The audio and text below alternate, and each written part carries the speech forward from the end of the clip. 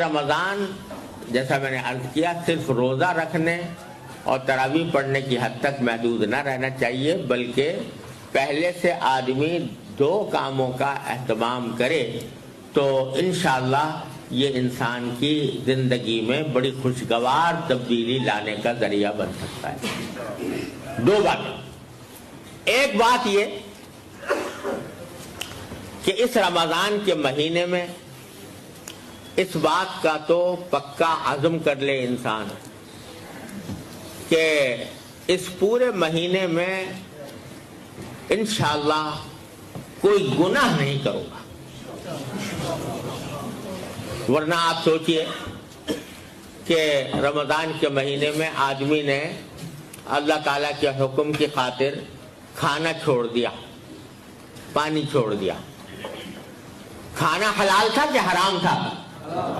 حلال تھا، مگر حلال کو بھی چھوڑ دیا۔ پانی پینا حلال تھا کہ حرام تھا؟ حلال تھا، مگر اللہ کے لیے چھوڑ دیا۔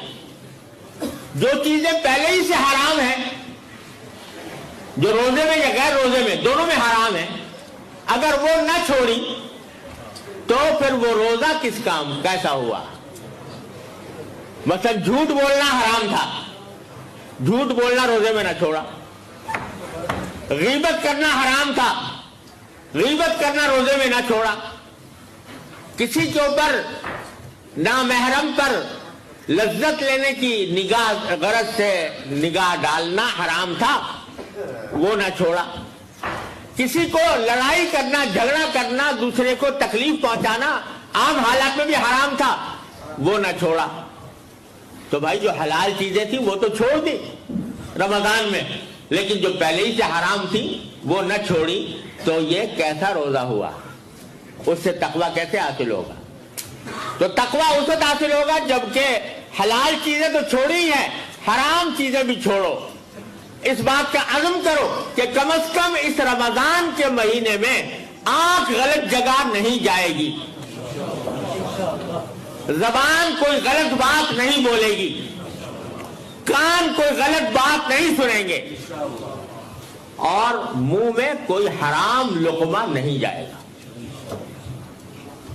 یہ کیا بات ہوئی کہ سارا دن تو روزہ رکھا اور افطار کیا حرام غذا سے،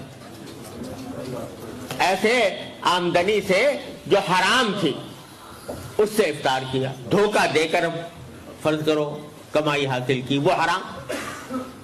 سود کھا کر کمائی حاصل کی، وہ حرام۔ قمار کے ذریعے حاصل کی،